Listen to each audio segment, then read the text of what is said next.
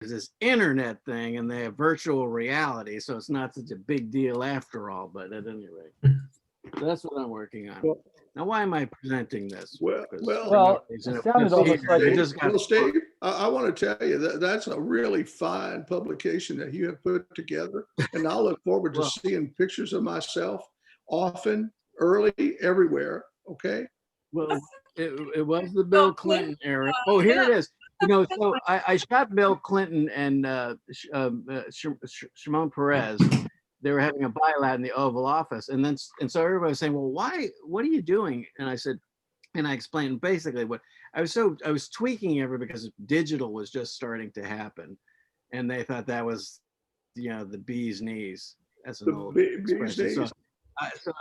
So I started shooting things in 3D. So I ran back and I actually printed it out. I printed out a card, a stereo card, and Ralph Allswing at the White House brought it back to the Oval Office. And there was Shimon Peres. That's the one I made. And so if you put that in an old-fashioned stereo viewer, it's really pretty good 3D. There's the negatives.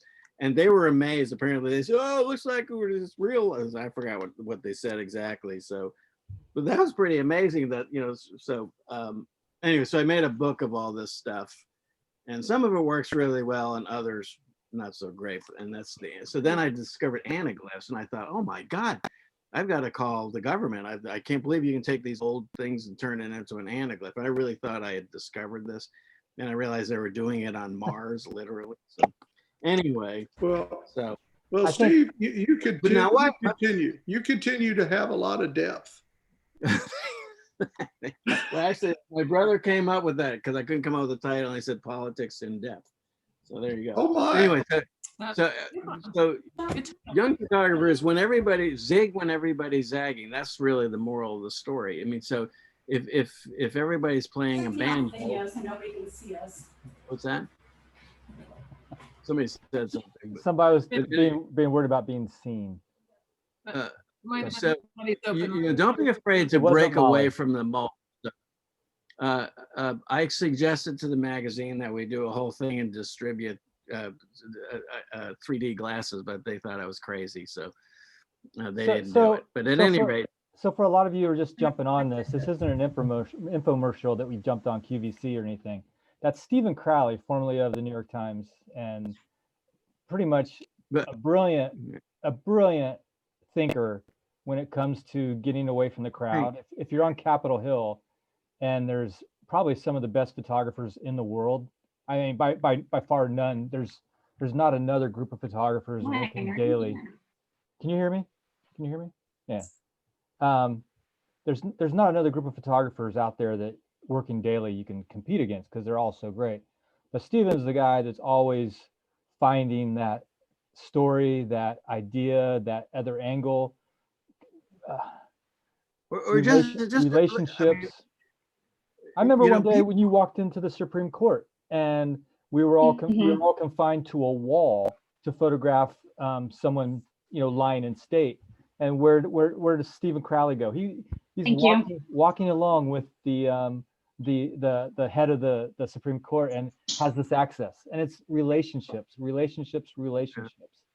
And well, money. And plus, it was the New York Times, but people would it's not like they were going to answer Steve Crowley's phone call. They answered the New York Times. Let's be honest. But but editors always did, and Charlie and Molly could probably back me.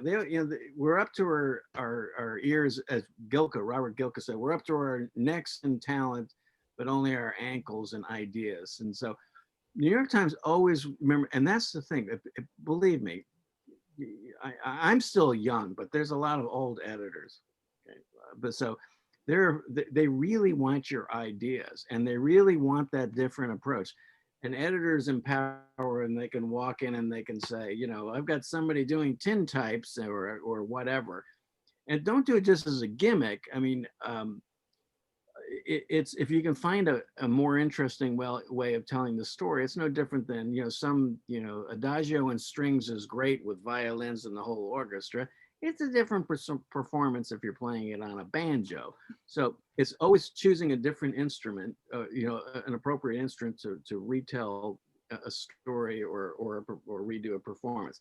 So that's the one thing you can really break away from the pack is take some bold chances, and they may not use them.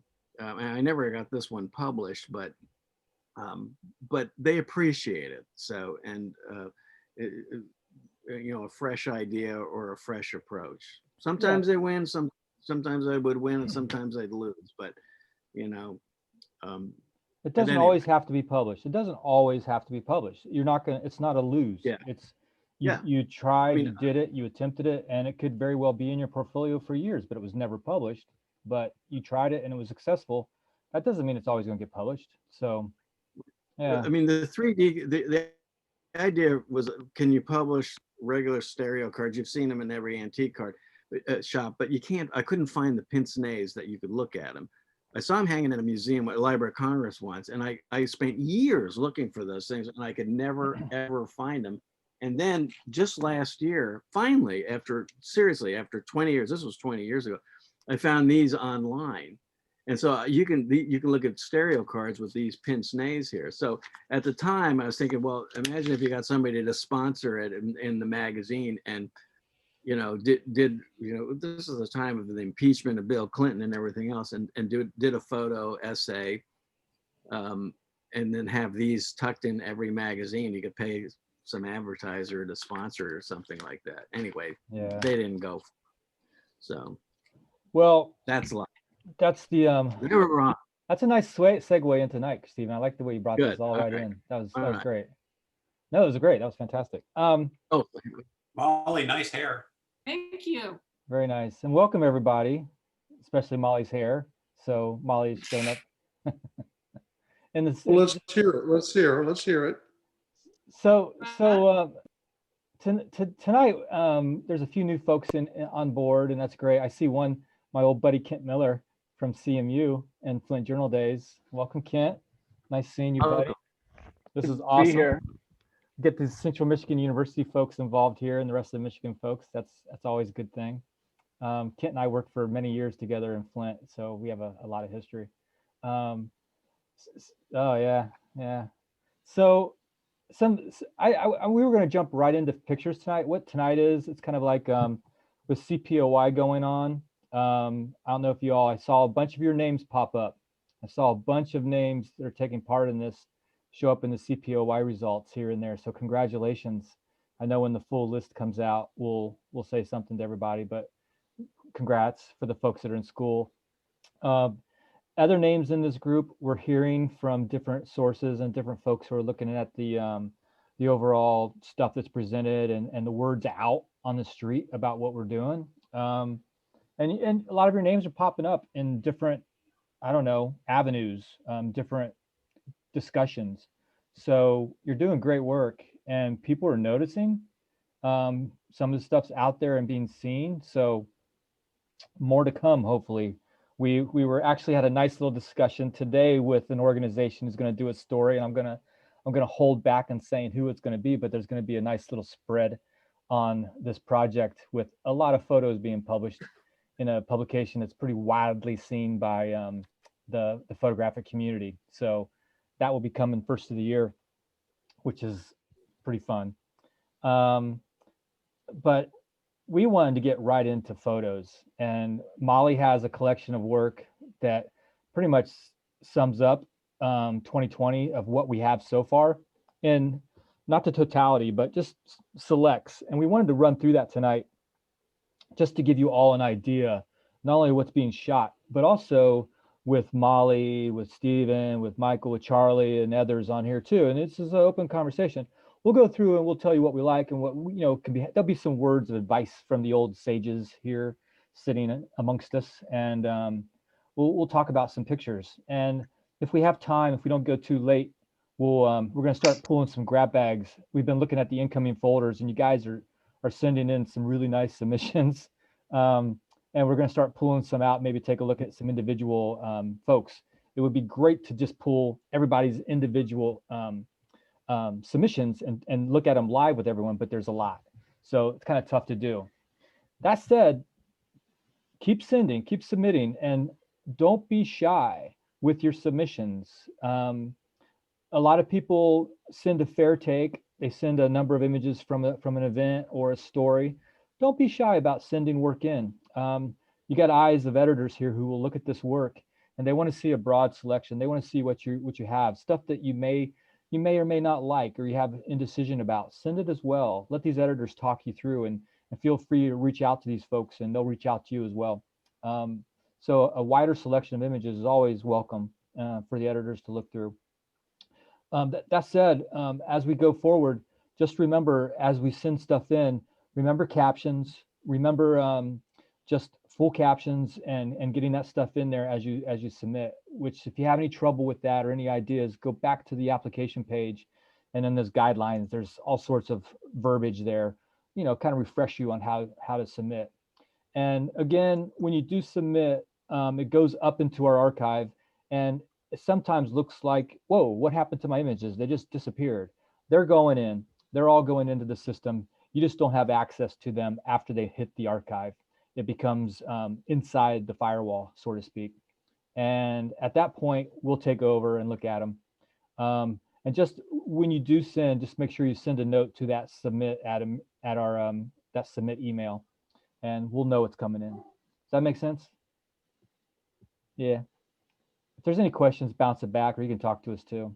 Before we get started, sort of a sad note, there was a number of old time legendary photographers that passed away this week. Ken Cook down in is it North Carolina, I believe, right? Or South Carolina? He's a legend. He's been around forever. He mentored a lot of young photographers for many years. I didn't know him personally that well, but knew of him and we ran across each other. But Jim Whitmer from the Troy Daily News and the Dayton Daily News just passed away, really young, actually, 61 years old. He was just this legendary photographer who won the Ohio News Photographer clip contest every year. He was just this amazing photographer. And when I was a sophomore coming out of RIT, when I decided to go to OU, Ohio U, kind of clueless, thinking I knew everything, I just showed up there and said, hey, I want to be a photographer for your little Troy Daily newspaper. And he looked at my work and told me, yeah, come back and see me after you've had some time at OU. Really nice, really genuine. And, we made a friendship, a relationship. But I looked at this guy sitting there in front of me. I'm like, man, this guy is legendary. He's such this larger than life figure. And I'm like, man, he must be like 50 years old or he's been in this business so long. He was only like 5 years older than I was at that time, but he had already been news photographer of the year 2 or 3 times. And he was just this incredible feature hunter. He would just go out there and just shoot the lights out of everything. And this little paper in Troy, Ohio, little community paper, probably 5,000-6,000 circulation, ran pictures big. It was great. Had an intern every quarter. And the interns that ran through that paper, names like Chris Hondros, Jeff Swinson, oh, geez, it goes on and on and on. Hundreds of big names. Well, maybe dozens, but a lot of names that we all know started out at that little Troy Daily News. And it was all due to Jim Whitmer. And there are dozens of papers like that out there across the country with people who mentor and just, we know too that a lot of this, small newspapers use interns hard and put them to work and they fill in as, an employee. But what you get out of that is absolutely amazing. So it was really sad to see somebody like that pass along with both those folks today and yesterday. So I just wanted to pass that along. Kind of a bummer, sorry. But on a good note, look, they did a lot of good for a lot of people and wonderful people. So we celebrate that. So I don't know, Molly, do you want to jump right into showing the year-end collection? I have it queued up. Do you want me to take the reins here? Sure, yeah, if you have it queued up, great. Let's see. So I did put a note out on on Facebook, and to let you all know that I am looking for sort of the beginning of the year from January to March pre-pandemic to have a stronger selection, because my thought and in our thought is that we want to cover the whole year, and that we would go from normal to pandemic, fears and isolation, sickness, shutdown, and through how people are adapting, how people are working from home, schooling from home, through sort of pandemic fatigue, and now sort of coming back to maybe being locked down again, the elections, and sort of a new normal that will be our normal after this. But so I sort of wanted to get this further edited than I have, but I thought if we could go through it quickly, everyone can see where we are at this point and have perhaps have some insight into what's needed as well. I'm not the only one working on this project, but wanted you all to get your eyes on it. So that image of Buttigieg, of course, that was from January, and that was the Iowa caucuses. And then this is just, normal life, a child's birthday party. And you all will be recognizing your own work in here. A nice slice of life, just a happy, carefree moment before everybody knew that we were being threatened by a deadly pandemic. Yeah. So Jack, are you going to? Yeah, I'll just scroll through them. I'll just scroll through them. And anybody wants to have any comments on these, Michael, Charlie, everybody there, jump in. Jump in. So just a party, sort of, grabbed it because of the festive quality of it. That's going to be, in contrast to later images. And the next image is sort of, a broader view of that same party. Karaoke, the thing that you cannot do at all anymore, sing together in a closed room for fear of, so this was pre-pandemic. And then this is a student moving out of the dorm. This is once the pandemic announcement is made and people have to leave their dorms and have to go be in lockdown, packing up. That's one of Margot's cling wrap pictures. So a lot of people probably may be new to this, but Margot's working on a cling wrap series where she's seen through the lens as if she's between a barrier between this, the world and her camera with the cling wrap. It's a pretty novel idea, talking to what Stephen was talking about. Come up with an idea and run with it and make it your own and see where it goes. Yeah, and use the symbolism of the cling wrap, which is great. People having to protect themselves with gloves and masks, but she's communicating that in a different way. This pretty, lays it out sort of literally, fears and hopes. Whose picture is that? Who shot that picture of Fears and Hope? I shot that. Margot. Yeah. Mm-hmm.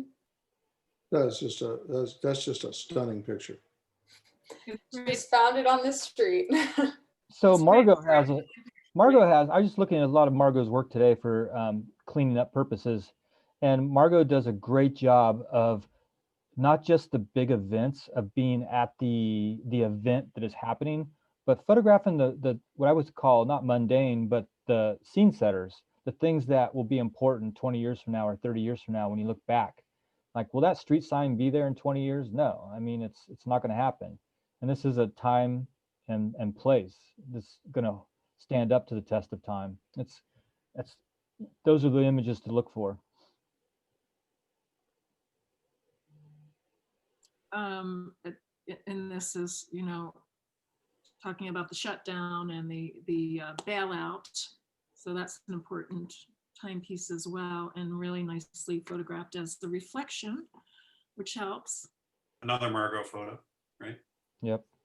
This is Shifkat.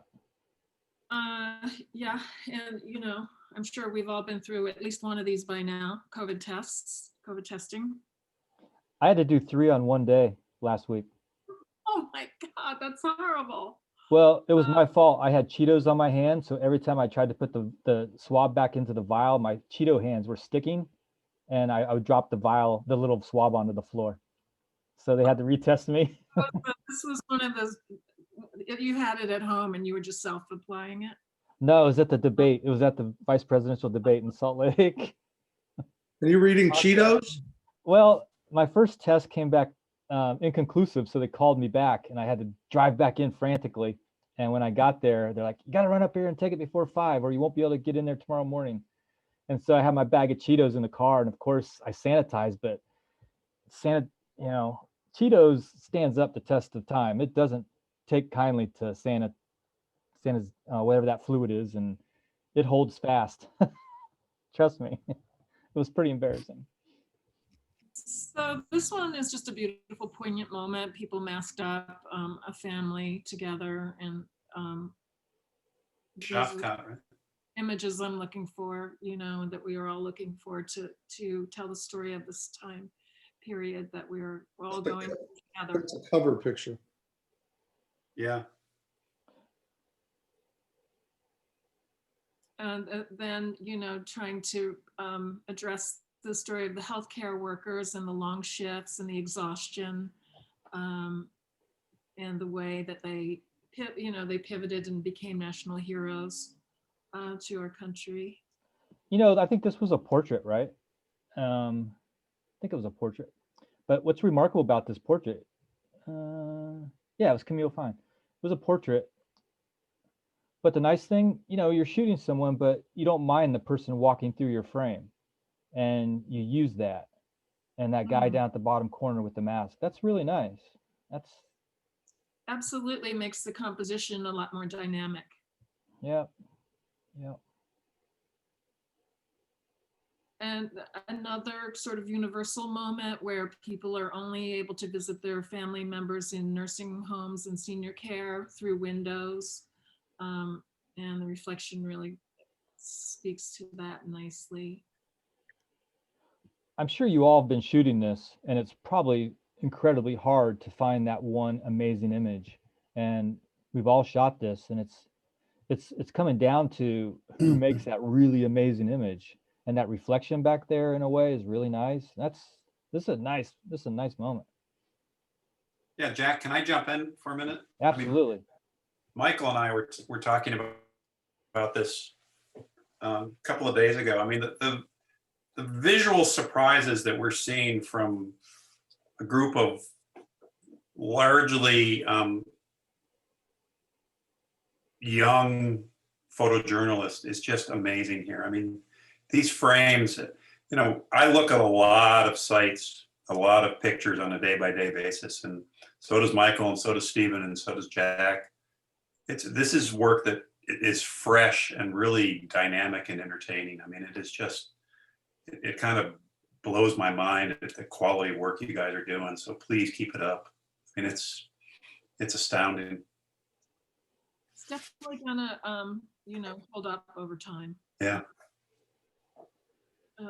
This image of the porch concerts was something that was happening all over the country, as a way for people to survive the isolation. Lampke is a master of the layering. He is, without a doubt, fills the frame, layers it up. He's good at this.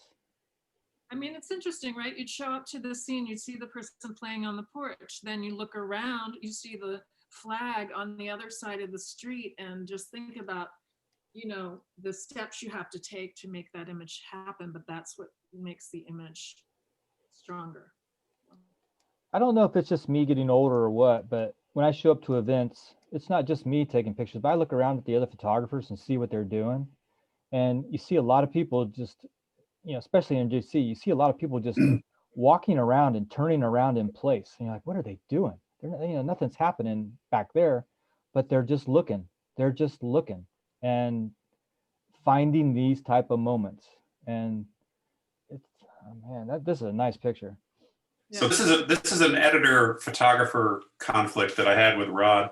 Rod's shot a few frames of this, and his favorite is with the flag straight across and not curled down. Mhm.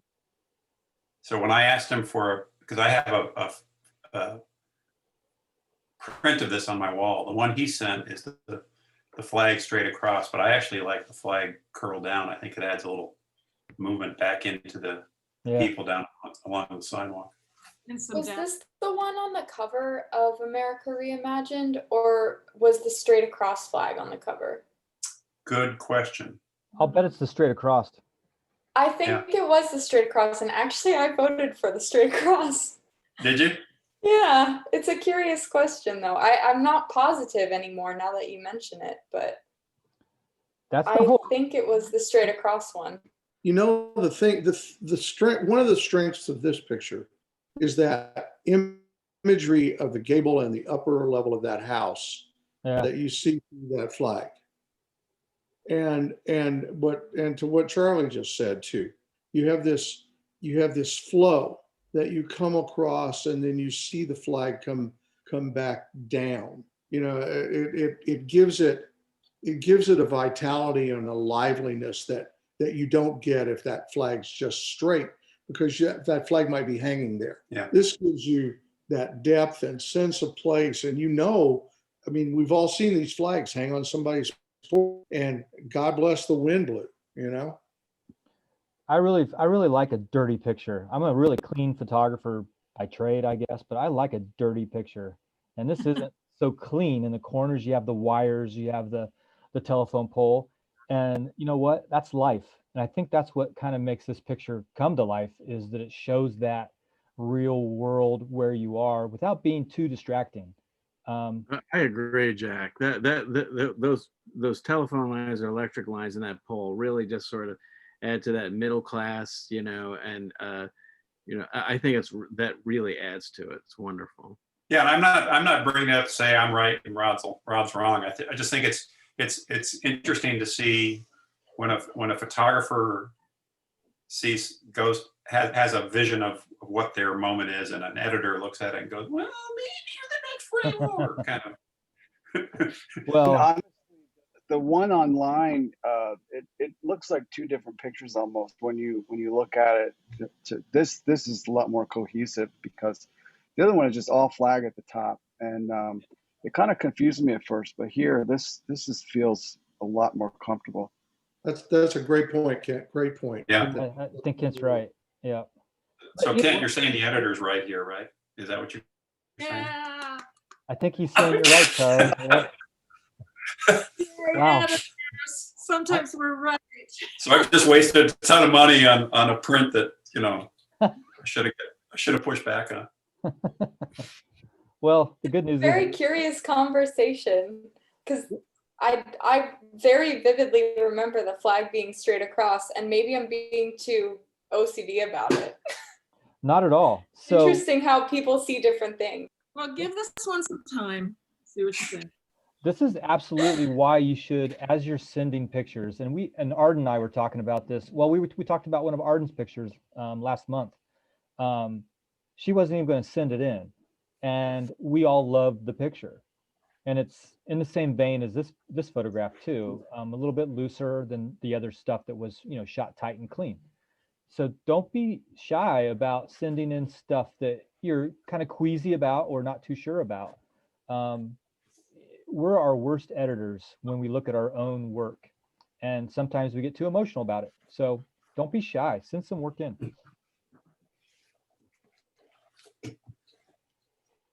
That's nice. Oh yeah. Yeah. Talking about, this is Easter, I think, at a drive-in theater for service. So that's definitely a way that our lives have changed if we're practicing a religion. Who made this picture, Molly? Margot. Oh, That was a cling wrapped one, actually. is it? Oh, that's beautiful. Yeah. Well, this photograph could be taken anytime during COVID, not during COVID, but we know it's COVID because of the date, and just because we don't see people in masks it doesn't mean it's not a worthy photo. This is a remarkable picture.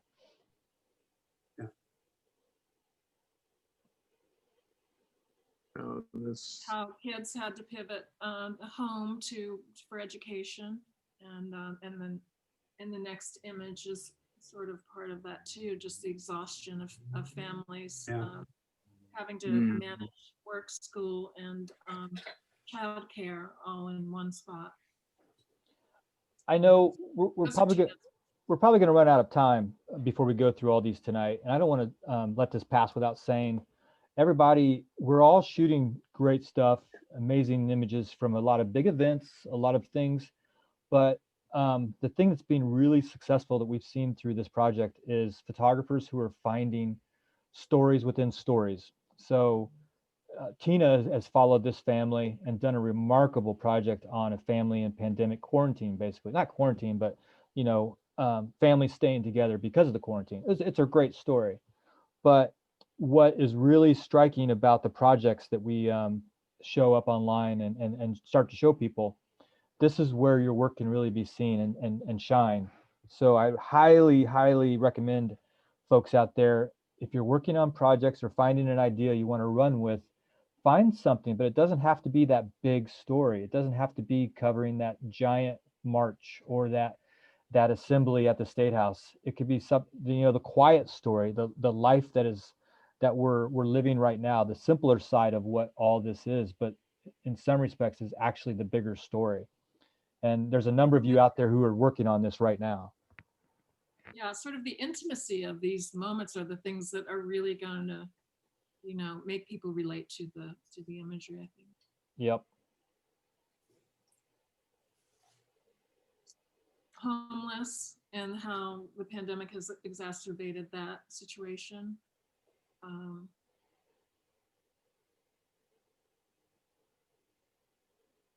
Prisons and the hot spots that they've brought about.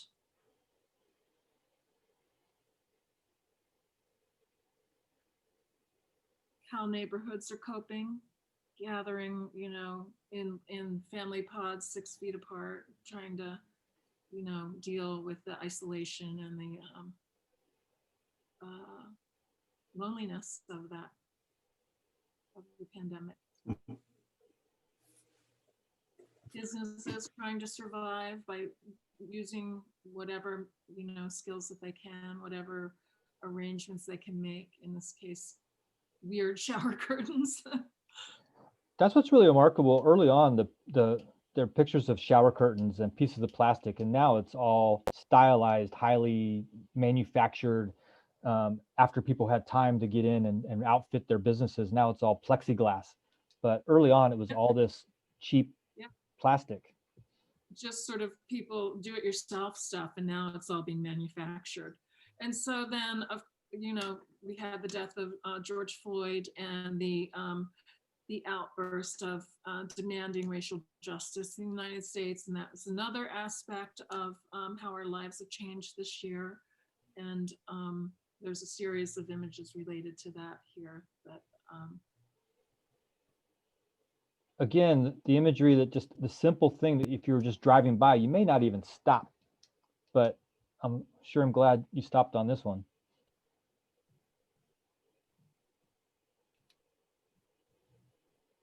all of the communities kneeling for, what was it, eight and a half minutes to replicate that, the death of George Floyd. And these end up being really powerful images as well, since we were all there.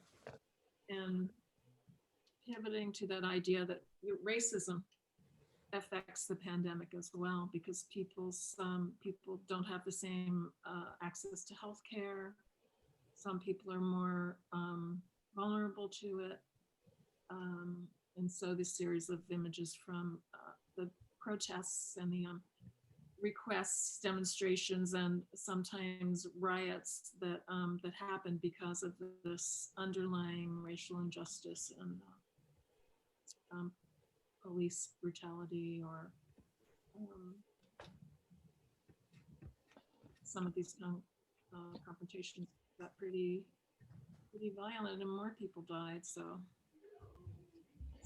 Just going really, through these so far, I already have a feeling if I was just, off the alien spaceship and looking at this collection, I'd have a pretty good idea of what's happened in the first, 7 or 8 months of the year. Yeah.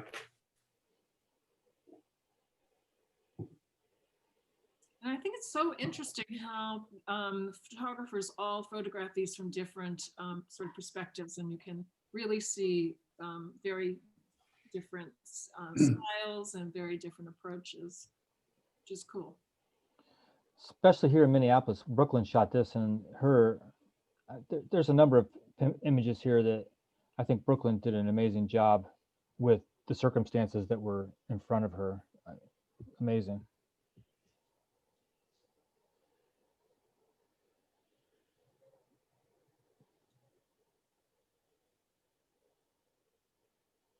And then, of course, the request for racial justice ended up, exploding into a just sort of national recognition of all of the symbolism, the white supremacy symbolism, and then, riots, and then confrontations between people in support of racial justice and people in support of Trump. And then these got uglier and uglier.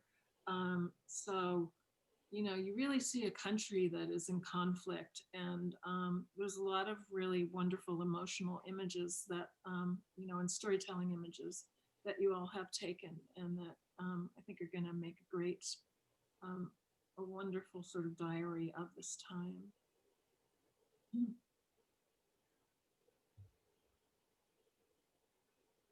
And again, talking about the events that are in front of us, but again, those events that are right in front of us, the big events that are happening, but also your lives, your own personal lives, the people you interact with, or the people in your neighborhood.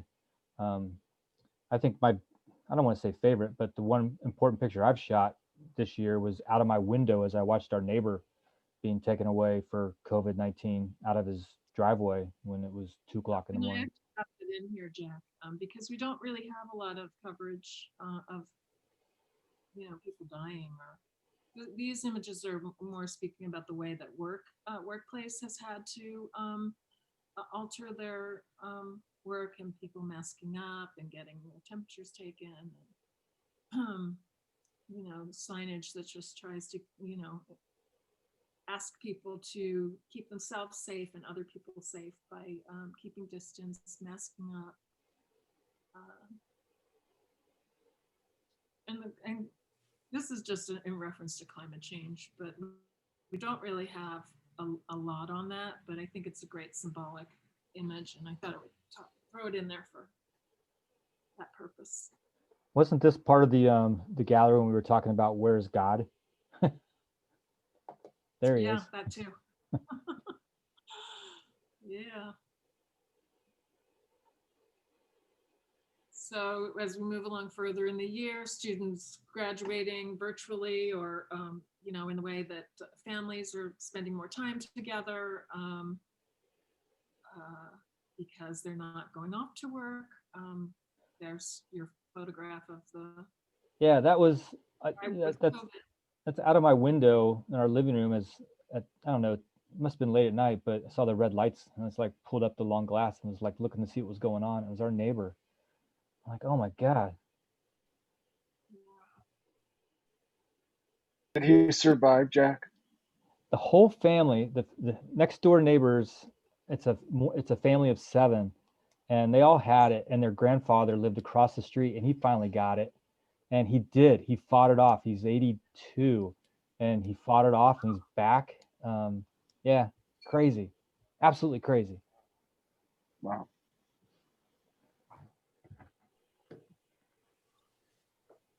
It's a great picture. Yeah. Neighbors praying for each other. When I was in Philly, some neighbors would leave notes for me because I was putting some stuff out on the front porch, just getting rid of things and things that I thought people might want or need. And some neighbors left me a message that I really loved. So I think things like that, people have a personal So story as well. trick or treat's coming up this weekend, and I'm interested in seeing how people shoot this or how people trick or treat and things like that. That's going to be an interesting time, especially in college campuses where everything is you know, very social for Halloween. But is it going to be social this year? Are they going to have parties? Something to look out for. We were trying to decide how to hand out Halloween candy tonight to do it safely. So yeah, think about that. Will they burn down Athens this year? They do every year. Then we had a series of deaths. John Lewis here. Yeah.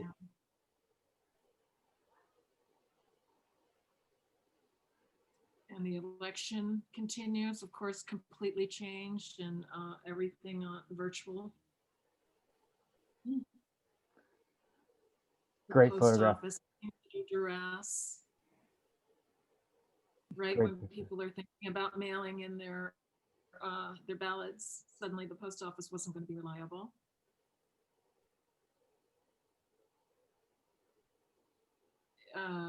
Just a celebration on the ship, but with everyone masked up. This is a really cool photograph, so I'm going to use it if I can. That's what's really nice about this project too, is that we have a full scope of people across the country and even in Hawaii and Alaska. And it's just a representation that you all are part of this in a way that not many other places are able to accomplish this. I mean, the wire services possibly, but this is being done in a way that it's all your work, and it's pretty amazing. And this is Shafkat's picture that it's this anniversary of Pearl Harbor or the sinking of the Missouri, or I think it's the Pearl. It's in Hawaii. It's in not Pearl Pearl Harbor. Harbor. World War II. World War II. That's right. Yeah. Yeah. Mhm. Yeah. The end of World War II. Yeah. I mean, this is just as Stephen and Jack were talking about earlier. I mean, I think this is a great example of just seeing differently, because I imagine there are so many ways of photographing a kind of a classic commemoration like this, where sailors salute and people lay flowers at wreaths and things. And I didn't know that I wasn't supposed to be there. So after I shot this, they kicked me out. They kicked me out in a pool where all other pool photographers were there, because I just kind of sneaked into this place and I didn't know I wasn't supposed to be there. And Nice. then suddenly there was like a tap on my shoulder, like, can you please Good for step you. out? Yeah, well, there's nothing wrong with that. That's great. I mean, Yeah. Got the picture. that's the Stephen Crowley school of thought right there. I wish somebody would do that. I wish somebody could photograph or videotape, say something like somebody getting on Air Force One. So the president coming off the plane, and you have maybe 5 to 10 pool photographers all at the base of the aircraft. And if you could watch the photographers and watch what they're doing, they're scrambling around to make a picture that probably all are seeing the same image, but they're trying to do it in a different way. And they're looking behind them, they're looking above them, they're looking for angles, they're looking for mud puddles, they're looking for all these little quirks to make the ordinary look different in an extraordinary moment. And they all do it. It's an amazing thing to watch happen. And that's exactly what you did here. You're looking around and trying to find something different. And I applaud you for that. Definitely succeeded. This is Whitney's. This is an amazing story. Hi, guys. How you doing? Yeah. Weddings have changed, right? I'm sorry. How weddings have changed? Yes. This was an acquaintance of mine, my coworker's friend, Lauren, and her, thank you, Stephen, and her now husband, Romeo, getting married in their backyard. There's a couple really fun pictures in this whole series.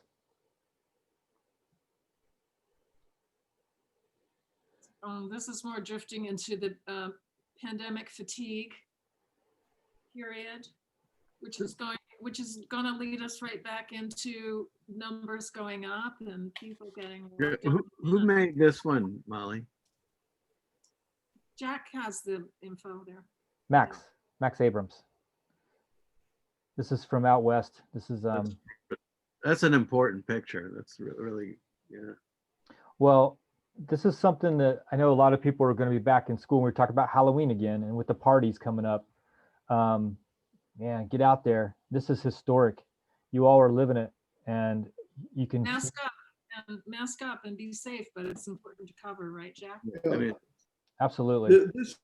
This picture too is so significant because of where it is, because California really cracked down, and these, you know, I don't know what the date of this one is, but I think the fact that it's in California, and they have successfully kept their numbers down despite some of this stuff. Whereas early on, when people were going into the Florida beaches, it was like, you know, the numbers were still piling up and continued to pile up for a long time. So it's just a nice picture. and we really do need to, you know, this defiance that's out there. We need to show that more. You know, it's not just the Trump people or that are being defiant. Van Morrison's being defiant. You know, frustrated young people are being defiant, and we really need to show that so that we can, you know, that whole cause and effect thing. So if anybody has any Absolutely frames you're sitting on, you know, or a way to illustrate that, let's jump on that as soon as we can.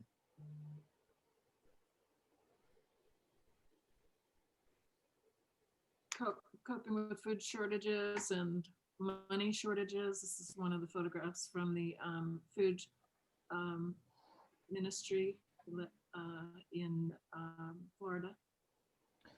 That's absolutely the big hit is economic factor of all this on families and people, students. Yeah, especially now that a lot of, you know, the money has run out, you know, and a lot of people are receiving much less or no money at this point because it's been 6 months and they'll have to reapply for unemployment and stuff. Also the food ministry. How universities are trying to, you know, this is coming into the fall and universities reopening. Schools reopening with social distancing and masking.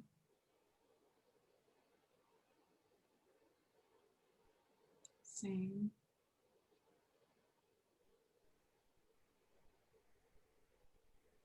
I just love that little lost expression on the little girl's face. This woman's getting ready for a virtual graduation. Single mom. And then the death of Ruth Bader Ginsburg. So there have been these incremental little mile markers along the year.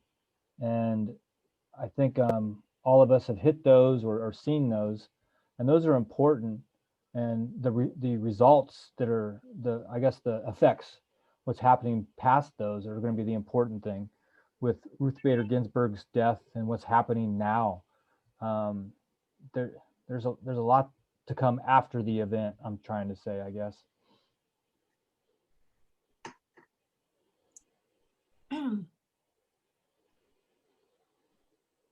And then the demonstrations that are going on because of the particularly right-wing Supreme Court justice who was nominated.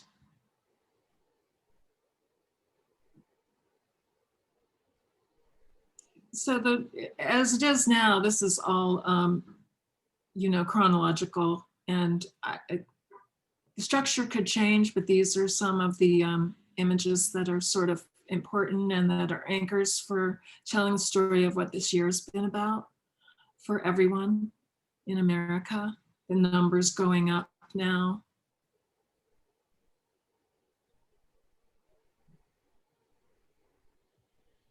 And people are showing that in different ways. Yeah, can we go back to that picture for a minute? What I think is so interesting about this picture is this is commemorating the number that have passed. In so many years past, this has been, these same white crosses have shown up on Catholic church fronts for the absolutely converse reasoning, that they were always the abortion or anti-abortion pictures, and to see the same crosses used here that you might have found a year ago being used in a completely different way. It's just really interesting to me. It's pretty stark.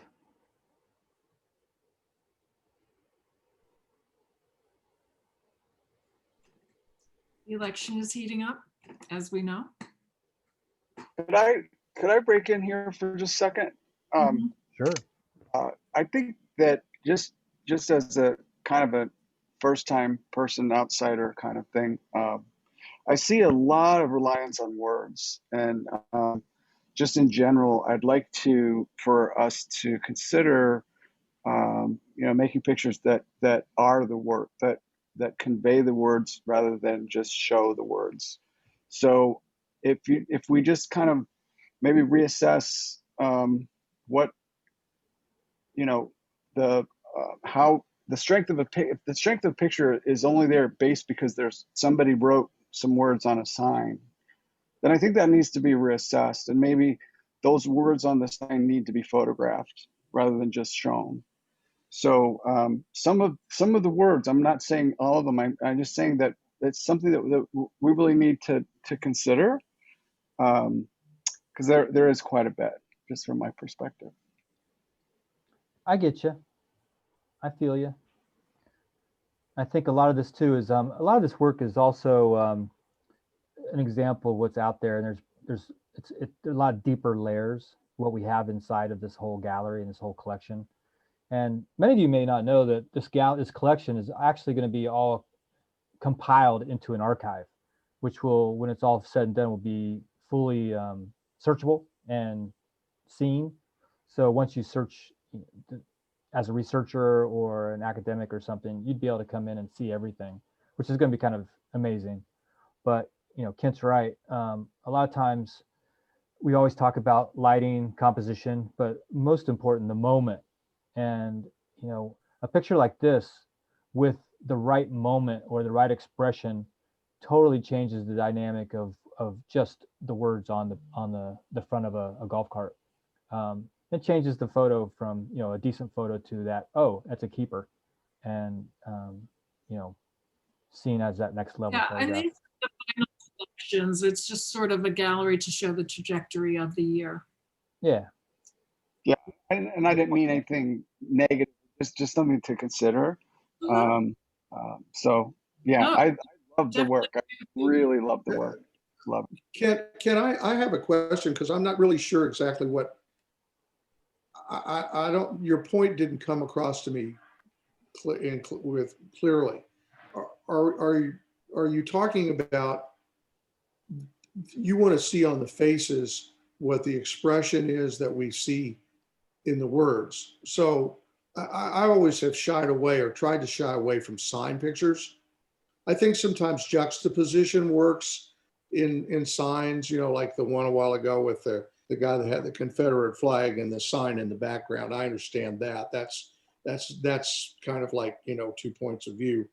But a lot of times the sign is saying what we hope the expression is saying, and if it doesn't mirror that, then it becomes a sign picture. And is that what you're saying, or? Yes. I feel like, okay, so like someone could write a sign, and I do think that expresses their deep visceral feeling, of course. But then, they show that sign, they march, and then that sign gets put in a corner somewhere. But what does that sign really mean? And how do we convey that sign and that feeling through a photograph? When you see somebody wearing a hat, that's not a sign. That's somebody wearing a hat every day. So that to me has more significance. Even I just think, just in general, just so that we don't use it as just Like a detail like photo. yeah, like the one of Ruth Bader Ginsburg, Resist. Oh my God, that is, it makes me emotional looking at that picture. So those words are so powerful, you know. But then I just think that there are a lot of these images have words that are used. I don't want to say, you know, I don't want to be harsh and say crutch, but I just and I know that this is part of what's really happening. So I'm not saying that either. I just want to see if we can go a little deeper. That's all. So I think that's Well, a does that make great point. And I think it's very valid. Well, personally, I don't want, if we're going to critique a photo, I think this is one of Tina, and I actually had her as a student at Mountain Workshop, right, Tina?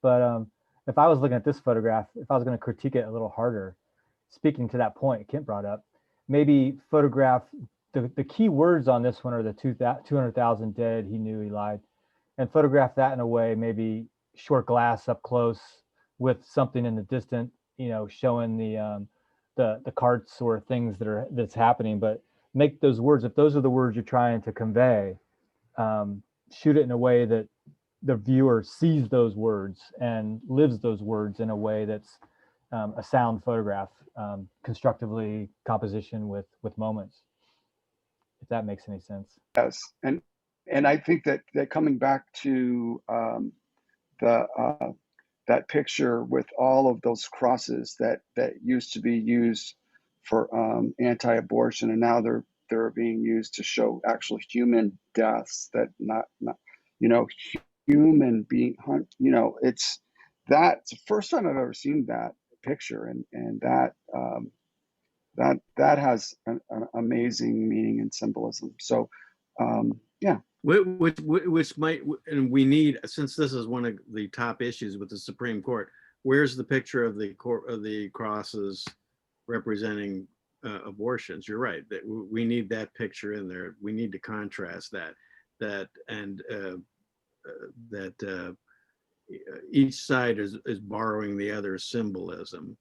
And I think and this is really where we are at a country, and you know, things could just go absolutely insane next week. So we really need to burrow into showing all sides of these issues and how we got there and the misunderstandings. I mean, these silly ass militias, I mean, are they really dangerous, or are they all, I mean, I don't know. But I think, you know, we really do need, but when I look through all this, I think we need a little bit more from the other aspects of these issues. So, I mean, there were people that were thrilled with the pick. I mean, we're the Supreme Court, the new Supreme Court. We need that picture. Did everybody see Erin Schaff's amazing picture she had of the 3 or 4 women with their hands on the door of the Supreme Court? Yeah. And it's just a remarkable image. I mean, it just says it all. And then there's another woman just prostrate on the ground, you know, with her hands on her eyes and a bouquet of flowers, and she was grieving the loss of so they're praying for the welfare and success of Amy Coney Barrett. And then there's one woman laying on the ground. If you haven't seen this picture, it's absolutely remarkable. So, so we need to show all, as much as we can, show every aspect of this. Anyway, that's just my 2 cents. Good 2 cents. Well, I mean, I like the kind. You're right. When I saw the crosses, I thought, good Lord. And then that's just really interesting now, Kent, that they have, you know, borrowed the symbolism of their opponents. You know, it's remarkable. So It really is. Well, speaking of symbolism, I shot a picture last week of a kid running through a bunch of white, they weren't crosses, but they were flags to represent the mortality rate. And, yeah. Well, people were calling back on me on that one and saying, man, you make this kid look like he's towering over thousands of Ku Klux Klan members. And it's that symbology that just really resonates in pictures that you don't control, but it happens. Well, and there's a messaging game going on. Remember the 2 weeks ago or a week before that, they put out, 200,000 chairs, supposedly, on the ellipse in front of the White House. It was a party rental. And this messaging game, we have to be on top of that too. I think that's and explain to, our readers here that the game that's being played out on the field right now. So if we've got that stuff, if anybody sees that locally or whatever, let's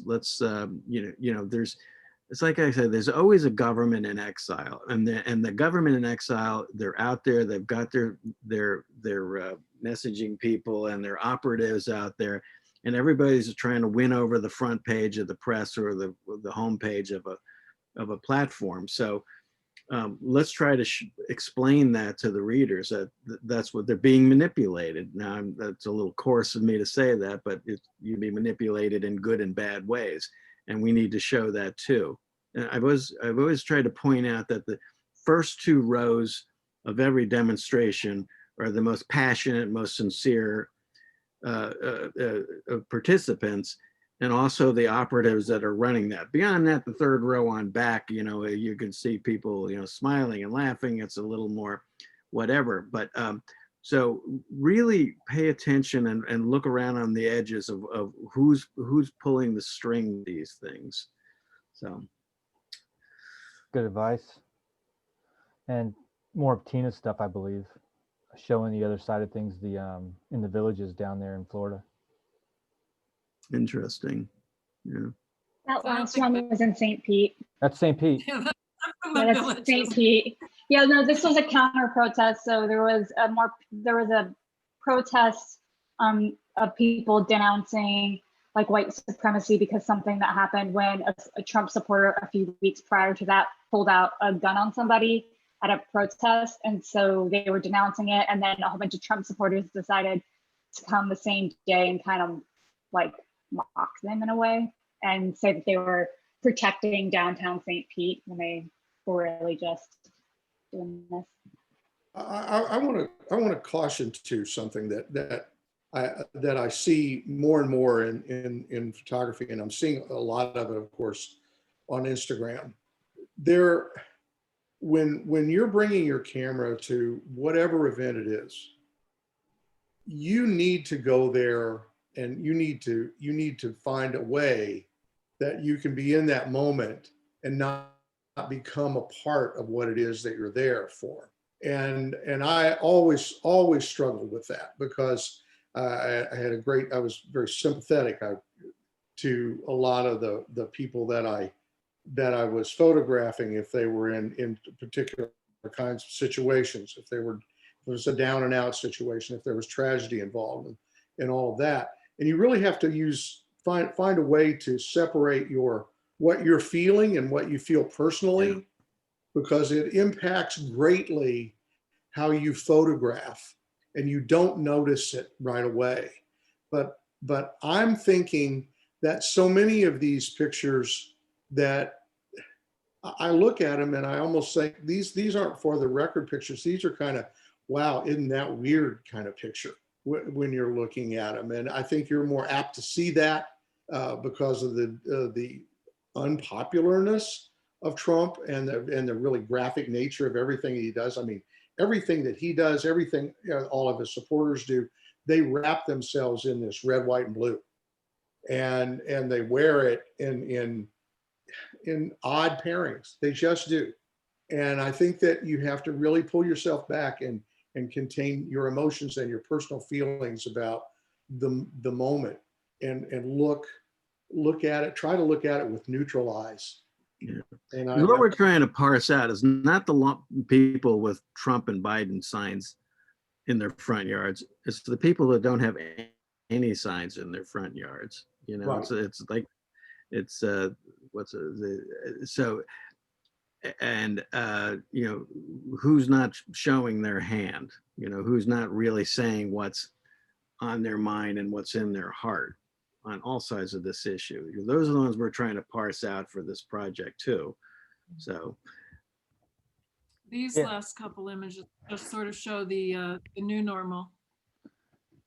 That's what we were That talking working about. Yeah, that's what we were talking so- about earlier, the new normal. That's all these events, the big events, the big rallies are great, but the new normal, where we are in our lives, and those are the important pictures.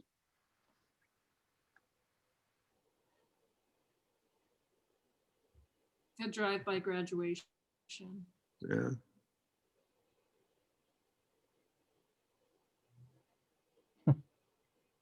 Not yet. Words, but good ones.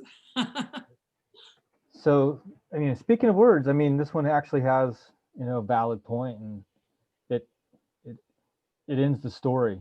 If we were if this was a content and a gallery, that's a valid image right there.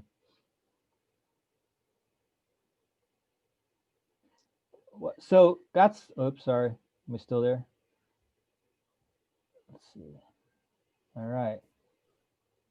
You guys seeing back to the gallery view there? So that's a collection of just a small, that's really a small sample of what has been submitted. I mean, literally a very small sample. That's 75 images out of the thousands that have been submitted so far. And there's more to come. So the one thing that's going forward, we didn't know that this was going to be the political strife and the social strife that was going to come into this. We thought this was going to be a COVID project from day one, and then everything else just erupted, and we pivoted to that. And you guys have done an amazing job of jumping in on that, of course, and thinking that this story would end when the pandemic came close to being a vaccine or something like that. But the story is probably going to run through for years, really. But I mean, for the next year, of course, there's going to be some serious turmoil going on, and we hope that you all continue to think about projects that you want to convey, stories and events that you want to shoot. But take a look at the site. Take a look at, I know on Boyd Station we have a America Imagine drop down too that has some of the featured galleries. And I would really look at those featured galleries, at the stories that have been done. And well, Fauci says no new normal till 2020. Yeah, 2020, 2022. But the idea that you guys can put together some work and have it highlighted in a way and shown in a way that isn't always possible. And not even if I'm working for USA Today, I wouldn't get this work shown like this. So I think it's a really important thing to think about to get your work out there and to be seen. We've gone about. Jack, can I just Can I jump in on something? I want to push back a little on what Michael said and what Stephen said. I don't think it's wrong to take a point of view in your photography. That being said, I think you need to do it knowing the point of view that you're taking. I mean, raise your hand if you don't think we're living in fucked up times right now. And I think the beauty of what you guys are doing is you're documenting what's going on. Shafkat's going into an event not even knowing he's supposed to be there and gets kicked out. I would love to see some work where you guys are just totally immersing yourself in a cause or in a POV. And I don't think there's anything wrong with that. I think it's wrong if you're working for a newspaper or a wire service. You've got to go in as a unopinionated or as an unopinionated journalist as you can. But I would, if you're unaffiliated, own your attitude, own your way of seeing, and immerse yourself in it, because that's where some of the best stuff comes from. Yeah. I mean, Robert Frank didn't come over here thinking that America was a hunky-dory place, and look at the Americans. So, I'll get off my soapbox, but I as somebody who for 40 years worked for nonpartisan news outlets and couldn't put a political sign in his front yard, I am celebrating the fact that I can actually take a position now, and I would urge you guys to experience it and visualize it while you can. Charlie, I don't disagree with you, and I at all. But I guess my orientation is coming from a newspaper, photojournalism, fair try to be fair and equitable position. And I don't mind point of view photography, but at the same time,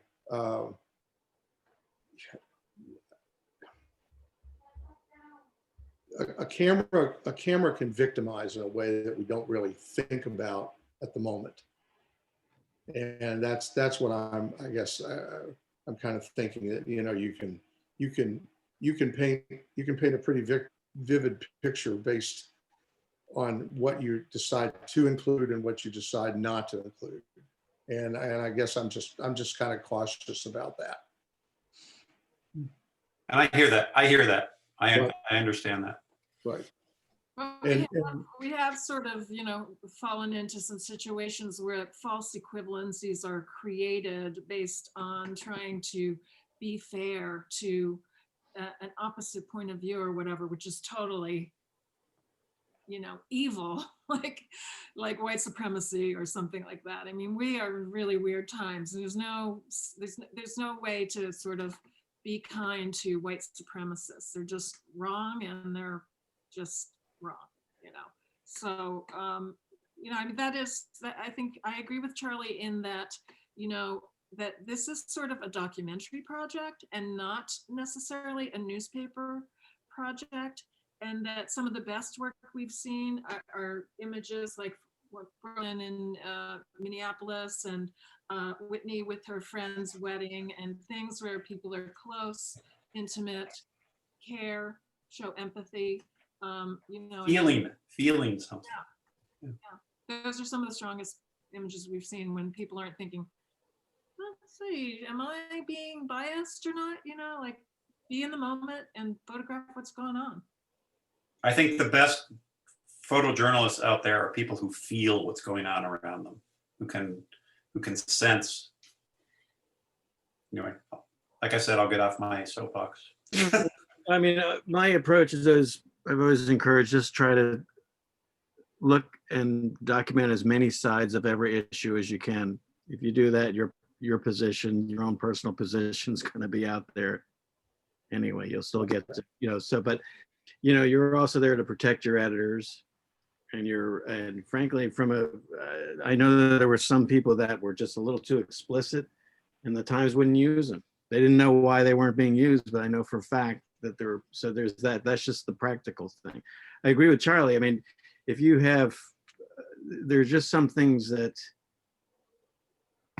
you young folks can do better than I can do. I can't pass for a college student, maybe if I dyed my hair, but so you've got to, so take advantage of that you can go in and give us a better understanding of something and crawl into what it's like to be an immigrant or a white supremacist or whatever. I mean, that's what we need is truth out there. You don't have to like the people you're covering or love them, you just have to find the truth, whether you agree with their truth or not. But we're not here to make anybody look good or bad.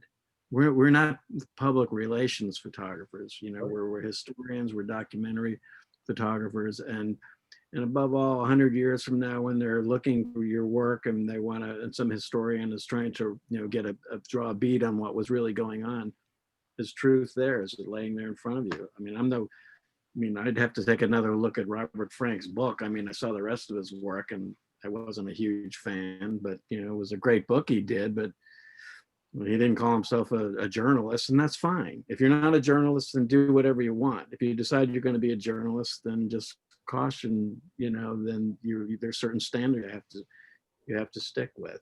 And believe me, I'm a man with very extremely strong opinions. Ask Susanna, she doesn't want to listen to me anymore, but hopefully it doesn't show up in our work. So that's a good point. I think your point about the truth is the point. Maybe I whether we like the truth or not. I mean, exactly. The truth is the truth, and is it easier to photograph somebody you agree with or somebody you disagree with? That's the question. Yeah. Right. Well, no, and the other, I'm not talking about, am I being manipulated by what I'm looking at? Am I being played? You know, there used to be this little guy in an oversized suit that used to stand in front of the Supreme Court. Maybe you folks, some of you, Jack or Michael, remember. This little guy with an oversized suit, and he'd stand there with a jar with a fetus in it. And he was anti-abortion, and he was as crazy as a loon. But, you know, this guy was photographed more than Abraham Lincoln. And why? Because he was a cheap, easy shot. Well, he does not represent the anti-abortion group. He's just a lunatic, but he was an easy picture. And so you can, and that's the thing. So you have to, you can make the shot, but then it's, you know, you're being manipulated emotionally. And it's not the discussion, you know, that's out there. You know, it's, so you're going to face a lot of these issues. And I'll give you an example. The day that Oberfeld was decided at the Supreme Court, I got there at 6 in the morning. They wanted me to feed stuff live. They had a live, whatever they call it, on the internet. And so I was showing as many sides as I can. And there was 2 groups. There was a guy who was dressed as a woman with devil horns and fishnet stockings. And he was extreme, you know, and he was an easy shot. And he had, I forgot the sign he had, I could dig all this stuff up. And he was there to be photographed and present, you know, this open, you know, gay marriage issue and that. But there were thousands of people, including school children, that were on the side of gay marriage, the Oberfeld decision, with the big flags and all that. And they were smart, intelligent, rational people. That's what, you know, that's a better representation of what people felt about gay marriage at that point. On the other side was the same 6 people you see at every demonstration. Fags will burn in hell and this and that. And these horrible, horrible signs. Well, guess what? They're always there. They show up at all these marches, at all these demonstrations, just lunatics waving Bibles and that. But if you looked over there was the religious liberty group. Now, these were intelligent people. They were not opposed to necessarily to gay marriage. They were worried about religious liberty. Even now today, as you're deciding who's going to go on the Supreme Court, that's the issue, is religious liberty. That's the only thing really on the line right now. So what's the easy shot? The guys with the signs and that extremist with the devil horns? Is that really how, that's not a fair way to present, you know, a very, very historical day and a very emotional issue. But sure as shit, you know, that's the pictures that were going out there, you know, and so, and you can just go back and do a Google dive on the Oberfeld on that day and you'll see it. It's wrong and it's not historically accurate. It's not fair to the people who have very sound, whether you agree with them or not, they have very sound opinions on Oberfeld. And that was the, you know, and I trust me, the best writers at the New York Times weren't quoting that guy with the devil horns or those lunatics with the signs. We're smart. We're smarter than the reporters, and we want to be the smartest photographers out there, period. And we want to make sure the publications, Molly, when she's putting together the book, can trust and trust the work that she's looking at. So it does come down to the fact that we all forget how emotionally wrapped up. I've had this discussion at a bunch of events, rallies, riots, things this year. And a lot of photographers are emotional and really taking sides, I want to say, in some respects. And we have these not heated debates, but these conversations about me. Me personally, I'm like, I don't have a side, and I'll photograph anyone. I'm not here to cause judgment. And they're like, well, you have to have an opinion. I'm like, oh yeah, I have lots of opinions. I have lots of feelings, but as a journalist, this is the hardest thing for you all to do, is to, you know, put that barrier in place. And it's not fair, but that's how we do our job. And when you go to work, you don't have an opinion. You go and make a picture of what's in front of you, and you do not bias that. And that's the journalistic ethic. And I think that is the thing that is hard to manage these days, and it's tough. And I think you all will agree, it's really difficult.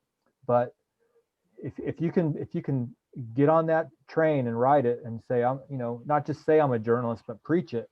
like Steven and Michael and and everyone else, the job's a lot easier. Let me tell you, the job is so much easier if you can play that card and play it every time. So look, I mean, Jay Rosen, who's a journalism professor at NYU, has a thread going on in Twitter, and he's really going after NPR because their NPR doesn't even pretend anymore. And so you've got Glenn Greenwald resigned from The Intercept. He helped found The Intercept because of editorial intrusion. Barry Weiss left the New York Times. Matt Taibbi. These are very social democrat, Bernie side, left Rolling Stone. Well, he's still doing that podcast for Rolling Stone. So they've all gone independent. I forgot what the name of that independent site is. So this is a real challenging time in journalism right now, because believe me, just look around your hometowns. Your newspapers are gone. Your news organizations are gone. They're going to depend on you to go out there and be the journalist and the documentarian, and to find that truth and deliver it. So, because when the dust settles and the music stops and everybody grabs a chair, you want to make sure you have a seat at the table, of journalism and storytelling and art and documentary work and that. So these are fraught times. So make sure your work, I mean, I always, and I'll get off my soapbox in a minute, I always felt like the number one, most important part of my job, literally, was to make sure I protected my editors, so that if my editors walked into a news meeting, they had a picture that just couldn't be challenged for its veracity.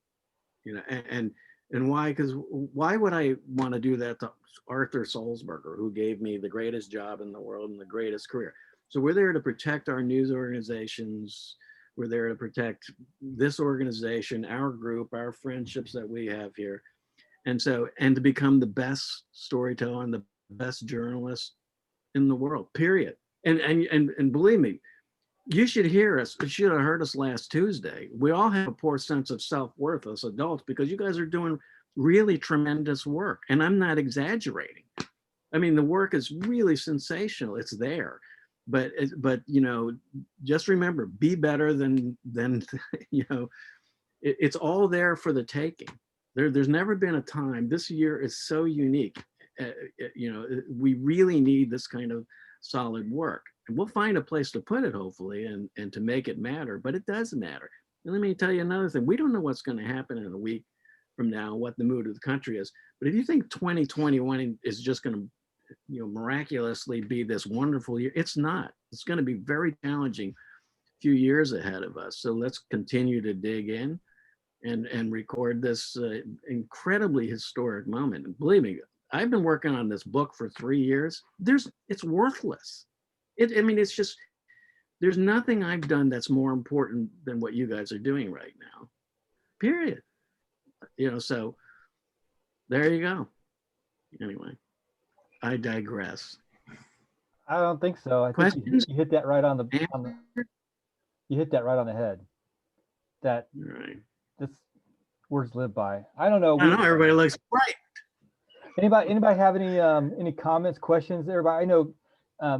One thing I want to bring up with Kent down here. He's an educator. He basically runs a program at Central Michigan. And are you finding ethics as more of a challenge than it was when you were a newspaper photographer full time, teaching wise? Wow, that's a loaded question. I know. Yes. It's all evolved around just the internet too, right? I mean, everything is socialized. Everything is out there. Well, I have a specific situation that I've had to deal with, but other than that, I do think that younger people, and I don't mean this in a negative way, they weren't raised like we were, and they're raised with social media and a whole lot of other kind of situations. And I think it's really important for us to just continue to hammer home ethics in terms of what we've been talking about, and then also post-processing ethics, which is what I've been dealing with. So yeah, it's extremely serious. Of course, it speaks to the credibility of the entire project, and so it has to be one of the most important things that we just continually just kind of check in with each other on.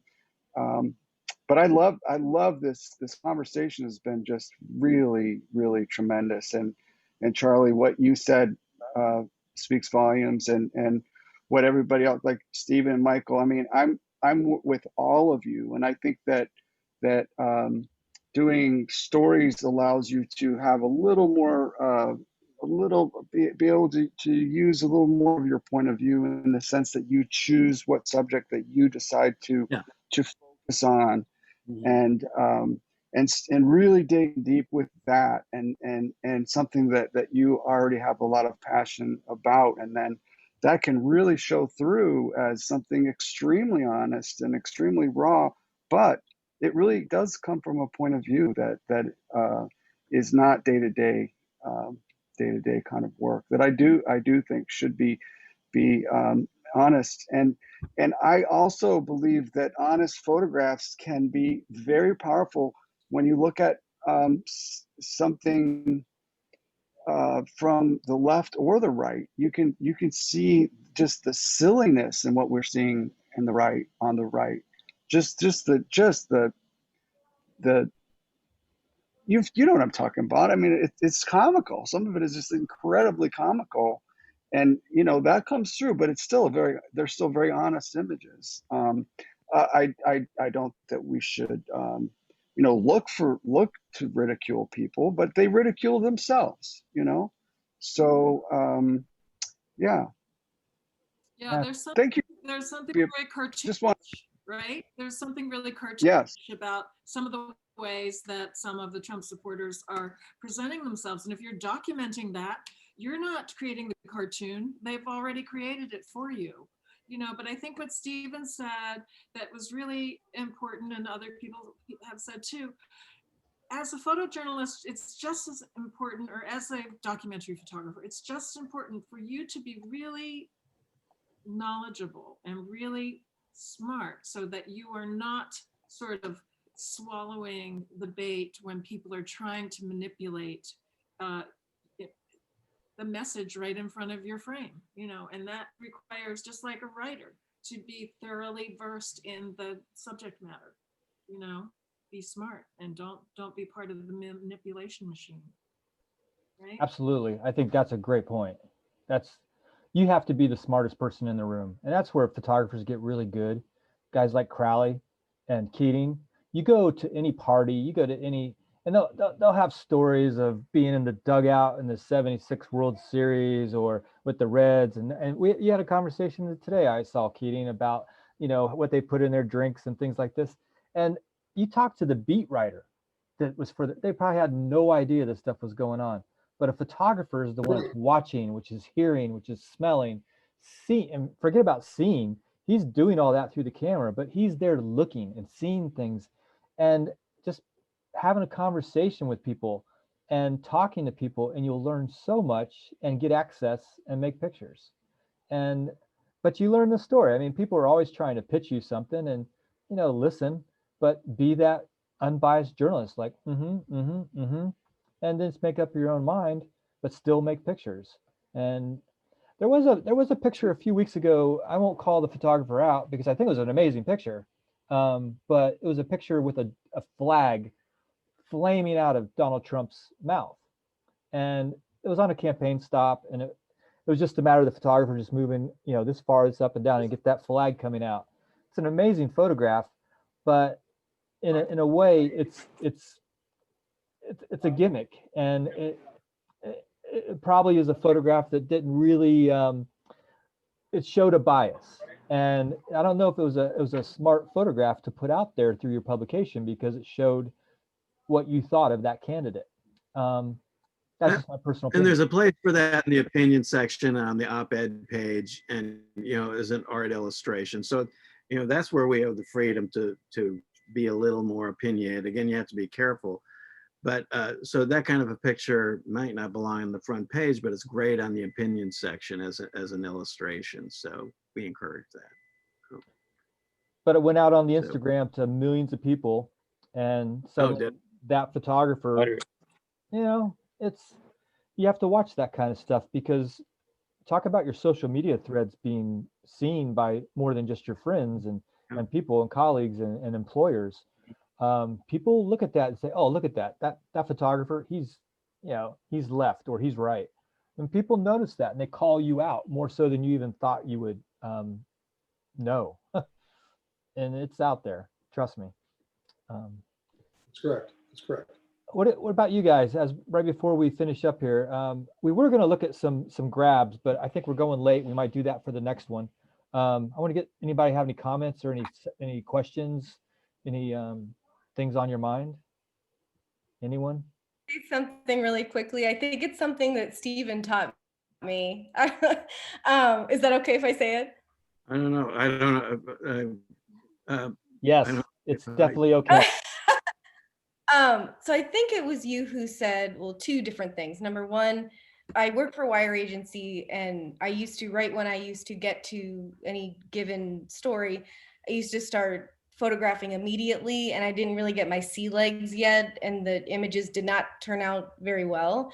So I think you told me to just live in the moment for like 10 minutes of whatever it is that's going on, and just get acclimated to what could come off as a gimmick, like Jack, like you were saying, and what is organic.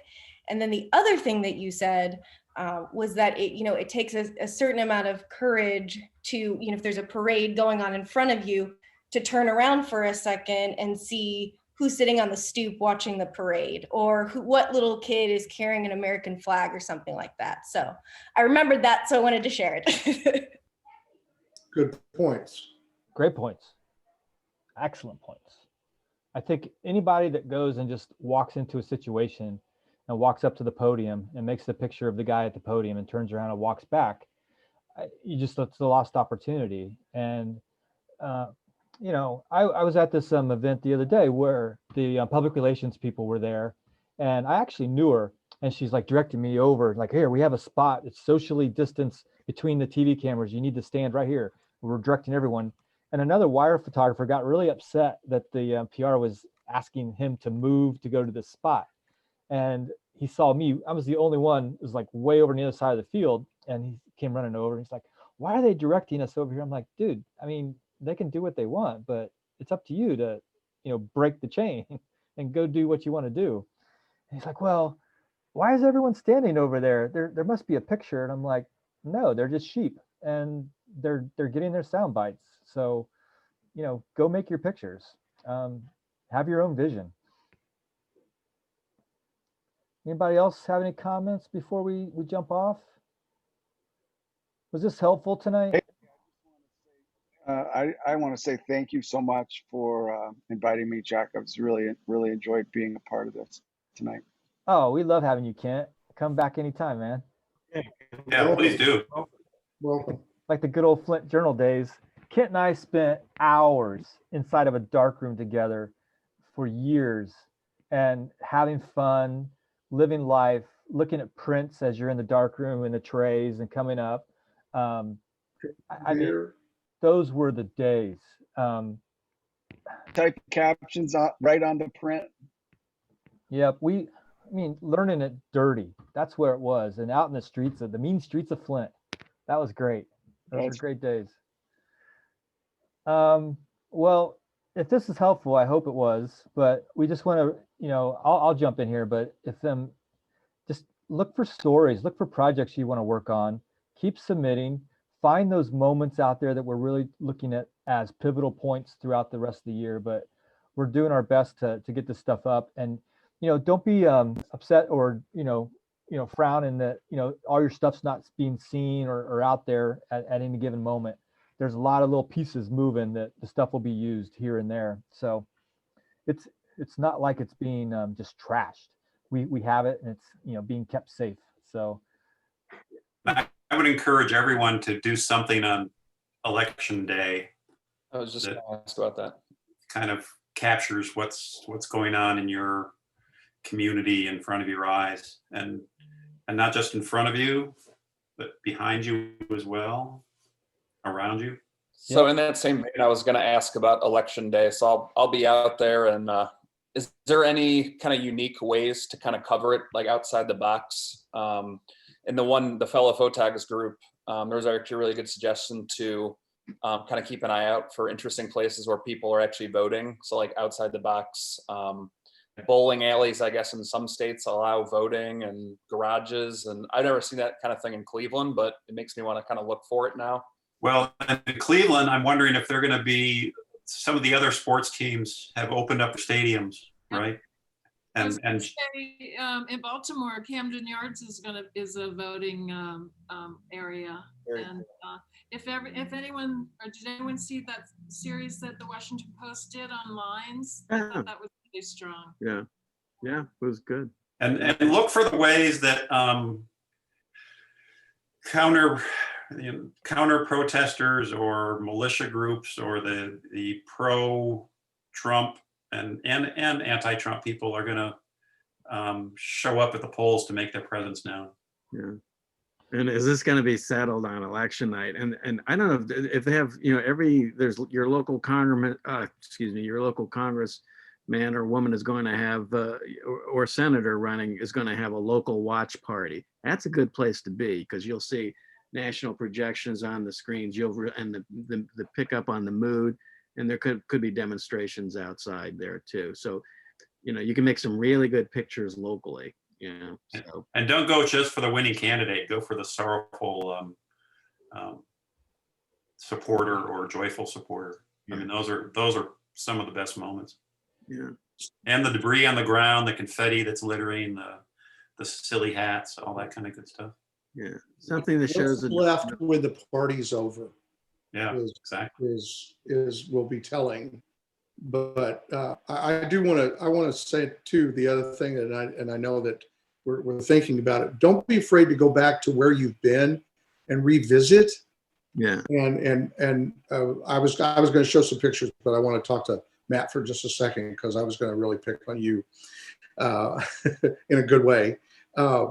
The picture in the Cleveland Mall that you shot in March, I think, when it was empty. What's that look like now? Yeah.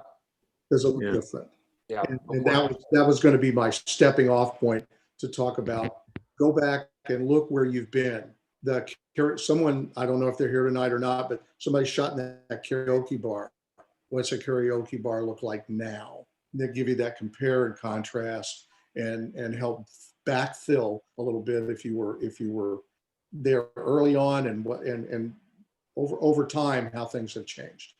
So that's my 2 cents. Yeah, we talked about that in our little team meeting the other day. Going back, all of you, go back, and we're going to put a note out online about this too. But go back to some of these photos you've shot earlier in the year and photograph again what it looks like in a way that, could be a triptych or a diptych or something like that. Also, look at it in a way of how it's changed. So it could lead to a project, it could lead to a story. Just go back and relook at things. It's a valid point that Michael brought up, and it's a good idea, the before and after.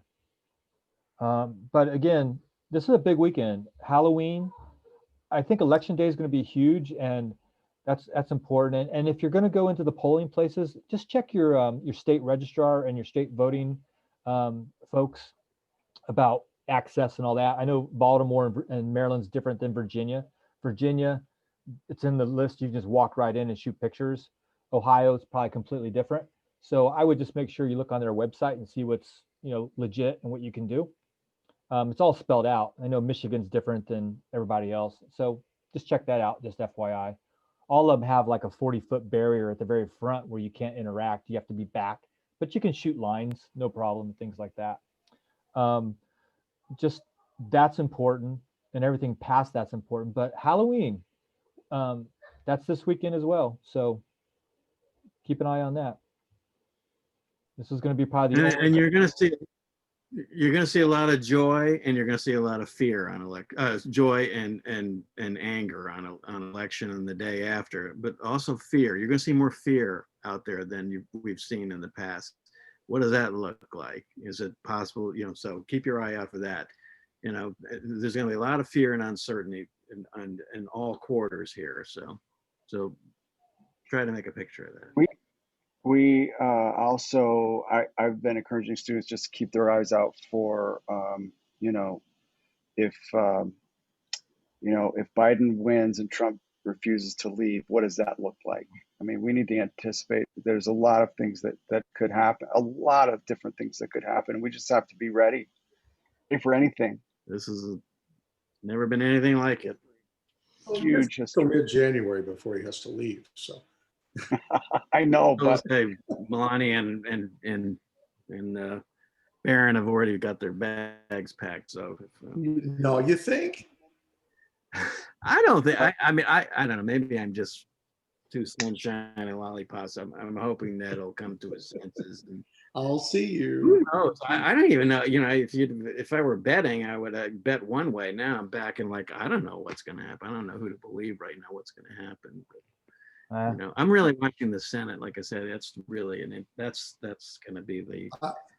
Just so you know, I will be in Rabbit Hash, Kentucky on Election Day. Did you make that up? So Matt, talking about interesting places, the way to find this stuff is to search the wires for your local area and where AP photographers go on election day.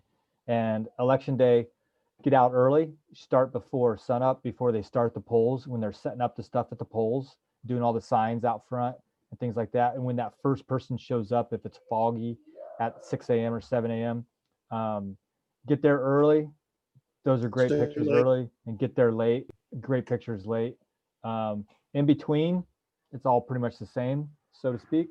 But before the light changes, and if you can find those unique spaces, there's a lot out there. It's become really modernized over the last few years, where schools are now used, and the hair shop in Flint, Michigan, that used to be the ballot place. That's no longer happening, but they're still out there. I mean, you just have to track them down. And there is a list of every polling station in every state on their sites. And you just have to go through and see, like, oh, barbershop. I'm going to go there. But check it out. I was doing that today, actually.